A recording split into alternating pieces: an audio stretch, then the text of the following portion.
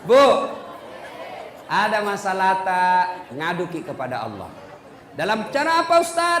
Tingkatkan kesabaran, tunaikan sholat dengan sebaik-baiknya, perbaiki 5 waktu, tambah sholat-sholat sunnah, terutama sholat hajat di malam hari. Allah janji, ud'uni astajib lakum. Minta kau kepadaku, pasti saya kabulkan.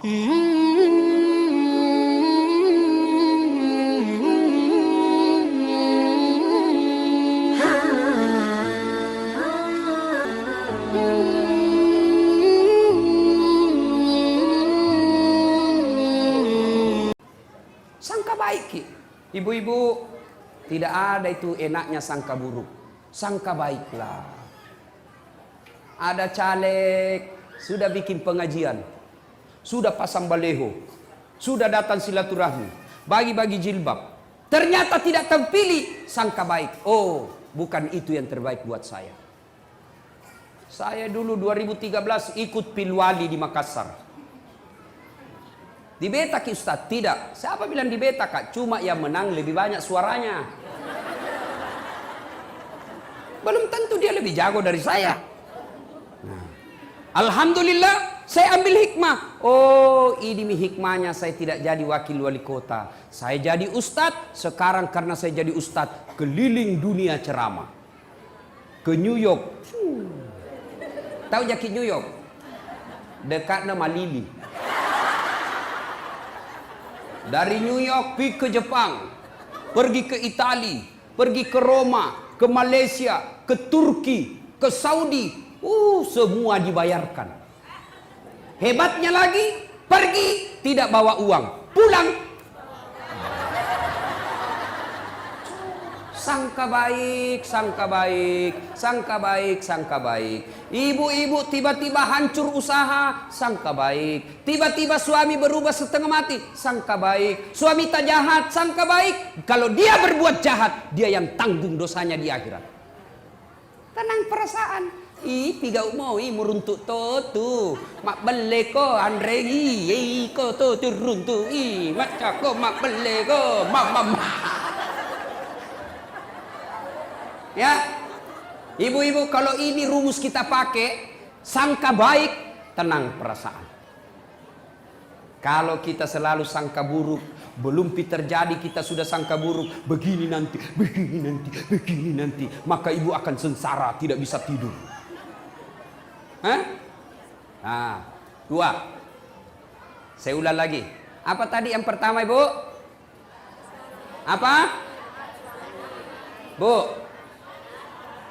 Pertama, taat pada suami. Apa diperintah suami, lakukan. Dengan catatan, perintah itu tidak bertentangan agama. Jangan kau pakai spiral. Kalau kau pakai, saya tidak setuju. Ibu pakai, maka selama ibu pakai, laknat Allah selalu menyertai ibu. Dan ikut itu. Yang kedua, apa tadi yang kedua? Sangka baik. Nah, yang ketiga, Khadijah. Ibu itu Khadijah, sebelum menikah sama Nabi, beliau janda terkaya di Mekah. Ada janda kaya di sini? Hah? Ada? Saya cuma bertanya. Jangan maki bilang ustaz cari janda. Tidak. Kaya ketika beliau sakaratil maut. Tahu sakaratil maut? Tahu ibu? Nah ini muka-muka sakaratil maut semua ini. Masya Allah. Ketika beliau sakaratil maut, usianya 60 tahun. Nabi usianya 45 waktu itu. Sakit Khadijah. Beliau sakaratil maut. Dia lihat-lihat nih. Bajunya sudah 8 kali tambal. Tahu tambal? Tahu tambal ibu? Sulam. Robek sulam. Saya ingat sekali waktu ku kecil, kalau mamaku suruh kasih masuk jarum, tahu kan buta-buta mikasih. Dase, saya itu di Makassar gitu namaku Dasat, kalau di kampung olah dase. Lah dase. Sudahlah itu. naik na salai. Ditambal lah itu baju, ambil kain, kalau robek ditambal. Ibu, berapa kali ditambal bajunya Khadijah yang dipakai sakaratil maut? Berapa kali dia tambal? Ibu tahu? 8 kali tambal. Padahal sebelum Khadijah menikah dengan Nabi, seluruh barang-barang mewah yang ada di Mekah miliknya Khadijah. Coba, bangsawan, kaya, disegani, tapi ketika sakaratil maut, baju yang dia pakai, baju lusuh, kot kumal, 8 kali tambal. Dan ibu tahu yang ke-8 kali tambalnya 1 sampai 7 menambalnya pakai kain. Tapi pada tambalan yang ke-8 bukan pakai kain, tapi pelepah daun kurma. Kenapa? Habis kainnya Nabi. Masya Allah. Sakaratil maut nih Khadijah. Dia panggil anaknya. Fatimah, ta'al. Anakku, sini kau dulu nak. Iya mui. Tolong saya kau mintakan nggak serbannya bapakmu. Ada itu serbannya bapakmu, selalu dia pakai terima wahyu. Selalu dia pakai terima ayat-ayat Quran. Tolong mintakan saya sama bapakmu, kasihan. Saya mau pakai kain ini, kain serbannya bapakmu sebagai kain kafan. Mudah-mudahan kain kafanku menghilangkan saya dari azab kubur. Saya takut akan siksa kubur. Mudah-mudahan serbannya bapakmu yang selalu dipakai terima wahyu bisa meringankan beban azab kubur. Dengar ibu. Halo ibu. Nabi bilang Fatimah, ibu jangan saya minta. Kita minta sama bapakku. Masya Allah. Nabi bilang anak-anak, magen iya. Ini bawa nendok milokam boku. Kenapa saya? Ibu aja yang minta sama suaminya. Dengar jawabannya Khadijah. Dengar jawaban Khadijah. Saya malu minta sama bapakmu. Masya Allah. Habis hartanya Khadijah untuk bantu dakwanya Nabi. Tapi minta serban, malu sama suaminya. Malu. Kira-kira ada istri di sini malu minta sama suaminya? Woi, ada? Ada ini. Ada, jangankan minta, nak curi. Sudah dah simpan baik-baik suaminya, nak dapat semua. Ini banyak sekarang perempuan pintar cari duit. Sudah disembunyi, masih nak dapat. Ada lawannya kasihan honor. Pegawai honor, gaji kan semua langsung ke istrinya. Tiba-tiba dikasih uang sama Pak Wakil Bupati. Ibu Nur Aini bilang, ibu Anik bilang, ini dari Pak Wakil, ya, pegawai honor kasihan. Wih gembira. Nah bilang ini rezekiku, karena bukan gajiku, bukan uang istriku. Nah simpanlah ituannya, nah lipat-lipat. Baru nak kasih masuk kantong plastik.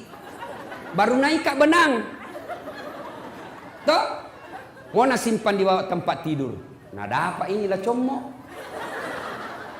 Akhirnya apa?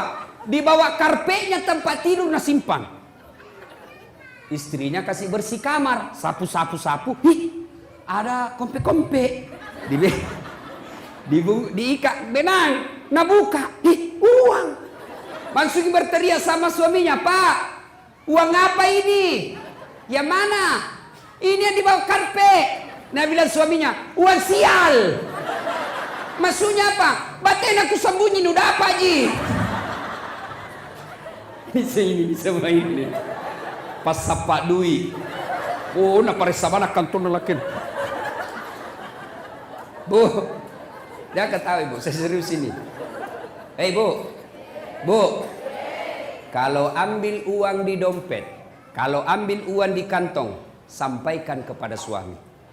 Meskipun ibu sudah di kantong, mi kan tidak bisa mengambil kalau di kantong tak mi. Di dalam kantong pipir kasih tahu. Kenapa? Nanti kesian dia kira ada uangnya di dompet, sampai di warung kopi, sampai di pompa bensin, sampai uang makan, nah peresa. Mati nih bro, malu maki ini. Lah como sih, perbuatan sih lah como ibu.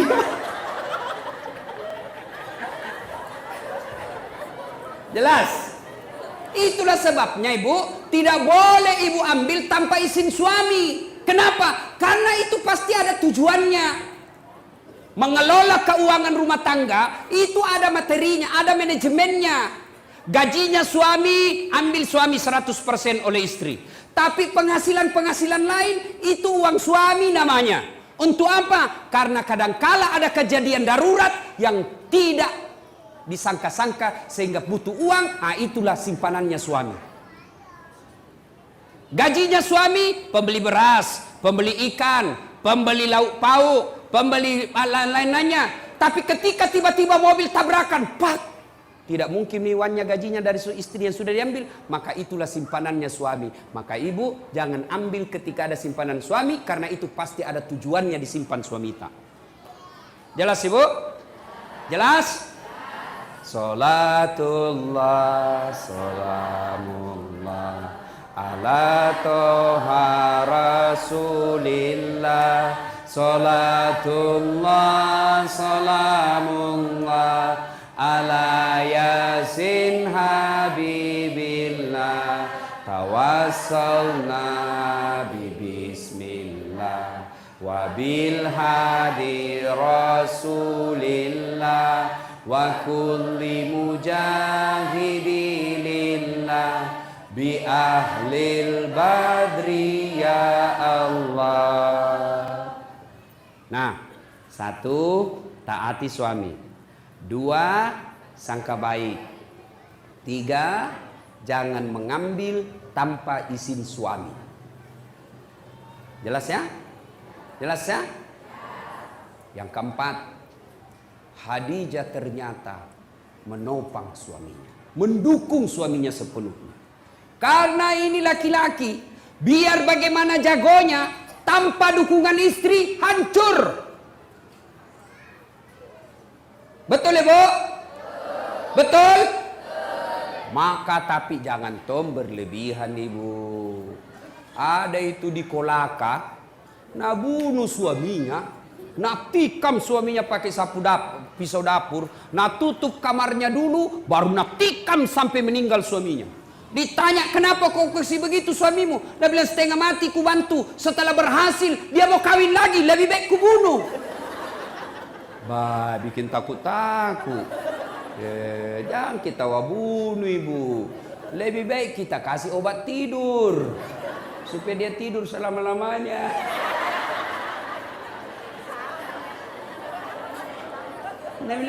Biar jelek suami ku jangan kuambil ki, biar pengangguran jangan kuambil ki, itu milikku dunia akhirat. Nah, bu, pak, halo bapak, percaya pak, bapak tidak akan sukses tanpa dukungan istri. Mau ki contoh? Mau contoh? Pak Wakil Bupati, biar jago bagaimana kalau Ibu Ani tidak setuju, tidak jalan. Maksudnya apa? Mau pergi sosialisasi. Tiba-tiba Ibu Ani bilang, pak, urus dulu anak lu. Apa? Nggak bisa begitu? Sama saya. Biar jago bagaimana kalau nggak dibantu istri, nggak mungkin. Kenapa? Saya mau bikin konsep untuk ceramah besok. Tiba-tiba, Ustaz, anakmu mangisi, ambeki. Nggak bisa makin lagi konsentrasi. Mau pergi dan bilang, anakmu, ganti popoknya. Maka kita laki-laki bisa sukses. Karena bilang apa? Pergi maki sayang. Anak tak, saya yang ngurus. Serahkan semuanya sama istri tak. Kita pergi maki dakwah. Saya urus semuanya. Masya Allah. Itu istri yang baik. Jangan bikin takut-takut suami. Baru pergi 1 jam menelpon. Di mana kok? Di mana kok? Di kantor Jakon. Pulang kok. Tekon lisu kok. Kalau tidak mau kau pulang, jaga memang kau. Baik. Nah dengar semua temanku kasih kecil. Ada tongko dong itu istri nak kasih begitu suaminya. Ada begitu di sini? Tidak ada. Maka lolos. Nah bilang suaminya kau dong, ada jauh di kantor ini ada. Dia bilang, foto dulu pale baru kirimi.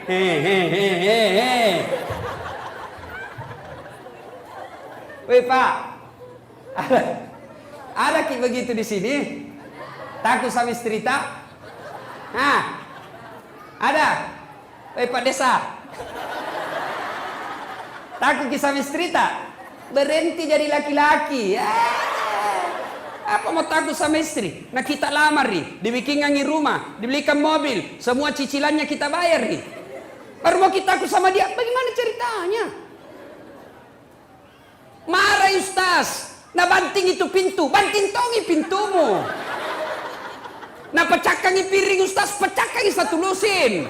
Piring bisa dibeli. Tapi harga diri tidak boleh diinjak-injak. Allahu Akbar.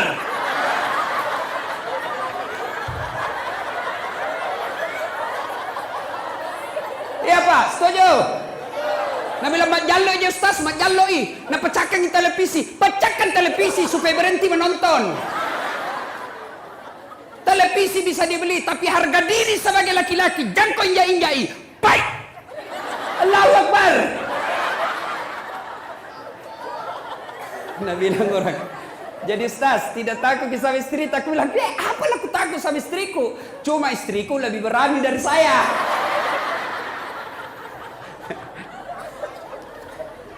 Tidak, Bu? Yang ke-5. Dengar. Hah? Datanglah.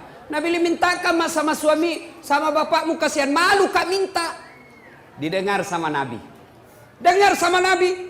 Nabi datangi Khadijah. Menetes air matanya Nabi. Wahai Ummul Mukminin, ibunya orang Islam.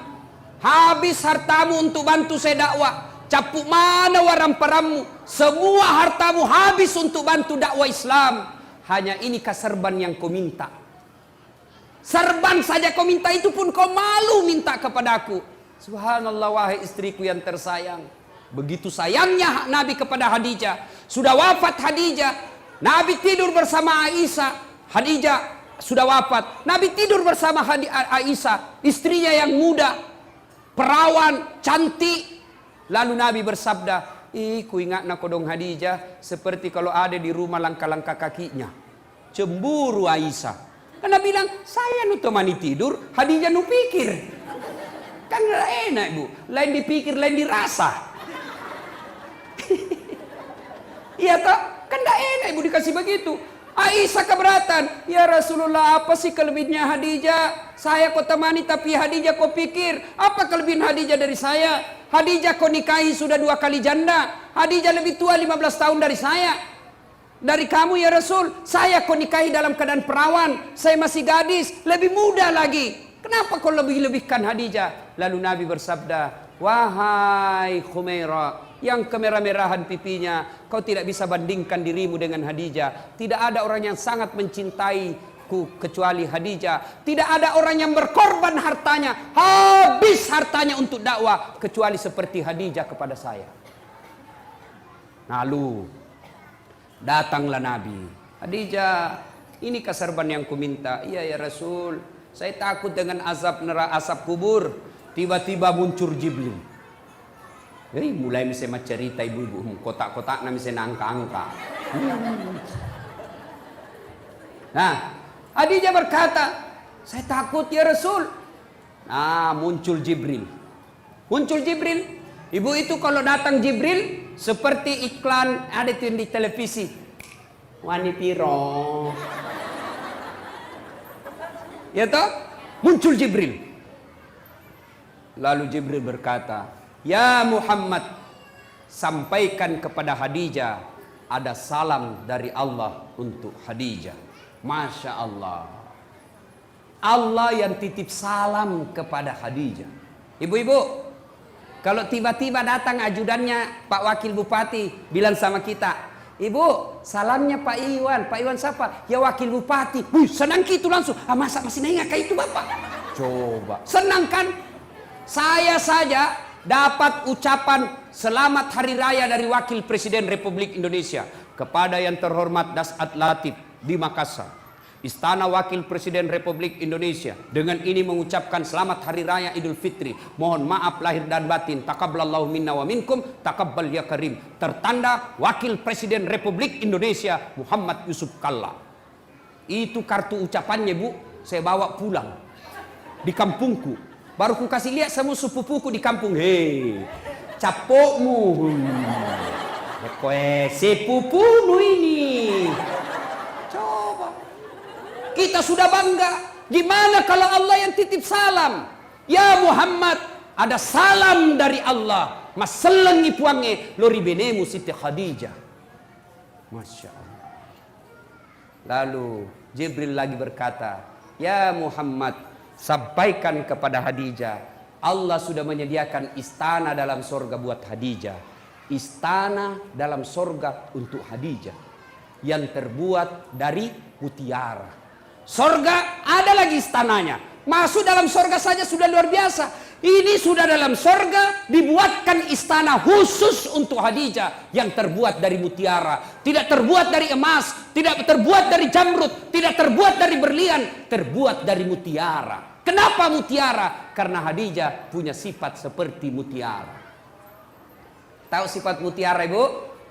Tahu mutiara, Ibu? Tahu mutiara? Itu mutiara hidup di dasar laut. Apa yang masuk dalam perutnya? Perut mutiara itu kan daging lembut.